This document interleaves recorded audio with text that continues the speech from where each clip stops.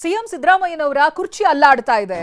Collection ಕೊಟ್ಟು CM ಕುರ್ಚಿ ಉಳಿಸಿಕೊಳ್ಳೋದಕ್ಕೆ ಪ್ರಯತ್ನ ಪಡುತ್ತಿದ್ದಾರೆ. ಇದು ಚಿತ್ರದುರ್ಗದಲ್ಲಿ ಮಾಜಿ ಸಚಿವ ಶ್ರೀರಾಮುಲು ಮಾಡ್ತಾ ಇರೋ ಆರೋಪ.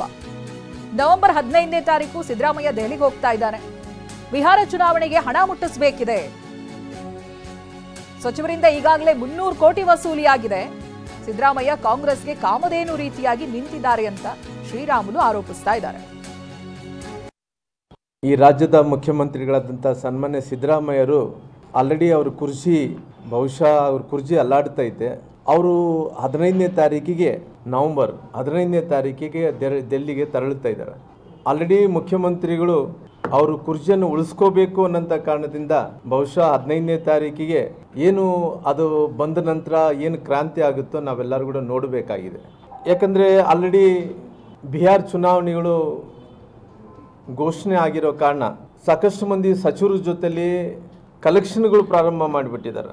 ಯಾಕಂದರೆ ಅವರು ಕಲೆಕ್ಷನ್ಗಳು ಮಾಡೋದ್ರ ಮೂಲಕ ಬಿಹಾರ್ ಚುನಾವಣೆಯಲ್ಲಿ ಭಾಳಷ್ಟು ದೊಡ್ಡ ಮಟ್ಟದಲ್ಲಿ ಹಣ ಮುಟ್ಟಿಸ್ಬೇಕು ಅನ್ನೋಂಥ ಕಾರಣದಿಂದ ಆ ಕಲೆಕ್ಷನನ್ನು ಕೊಡಬೇಕು, ಅವ್ರ ಕುರ್ಚಿಯನ್ನು ಉಳಿಸ್ಕೋಬೇಕಂದೇಳಿ ಮುಖ್ಯಮಂತ್ರಿ ಕೂಡ ಪ್ರಯತ್ನವನ್ನು ಕೂಡ ಮಾಡ್ತಾ ಇದ್ದಾರೆ. ಆಲ್ರೆಡಿ ಹೈಕಮಾಂಡ್ ಹತ್ರ ಭಾಳಷ್ಟು ಅವರು ಯಾವ ರೀತಿಯಲ್ಲಿ ಹೈಕಮಾಂಡ್ ಹತ್ರ ಬೇಡಿಕೆ ಇಟ್ಟಾರಂದ್ರೆಗಿನ ಅವಧಿ ಅಂತೂ ಅವ್ರದ್ದು 2 ವರ್ಷಗಳ ಕಾಲ ಮುಗಿದೋಗಿದೆ. ಇನ್ನು ನವೆಂಬರ್ ಬಂದರೆ ಆಲ್ರೆಡಿ 2.5 ವರ್ಷಗಳ ಕಾಲ ಆಗ್ಬೋದು. ಹಂಗಾಗಿ ಹೈಕಮಾಂಡ್ ಹತ್ರ ಈ ಬಿಹಾರ್ ಚುನಾವಣೆ ಸಲುವಾಗಿ ಎಲ್ಲ ಸಚಿವರೆಲ್ಲರೂ ಕೂಡ ಔತಣಕೂಟಕ್ಕೆ ಕರೆದು ಊಟಕ್ಕೆ ಕರೆದು 300 ಕೋಟಿ ರೂಪಾಯಿ ಕಲೆಕ್ಷನ್ ಅನ್ನು ಮಾಡಿದ್ದಾರೆ. 300 ಕೋಟಿ ರೂಪಾಯಿ ಕಲೆಕ್ಷನ್ ಮಾಡಿ ವಸೂಲಾತಿ ಮಾಡಿ ಸಿದ್ದರಾಮಯ್ಯನವರು ಇವತ್ತು ಅವರದಂತೂ ಯಾವುದೇ ರಾಜ್ಯದಲ್ಲಿ ಅವರಿಗೆ ಅಧಿಕಾರ ಇಲ್ಲ. ಇವತ್ತು ಕರ್ನಾಟಕ ರಾಜ್ಯದಿಂದ 300 ಕೋಟಿ ರೂಪಾಯಿ ಕಲೆಕ್ಷನ್ ಅನ್ನು ಮಾಡಿ ಕಾಮಧೇನು ಕಲ್ಪವೃಕ್ಷ ಥರ ಇವತ್ತು ಆ ಕಾಂಗ್ರೆಸ್ ಸರ್ಕಾರಕ್ಕೆ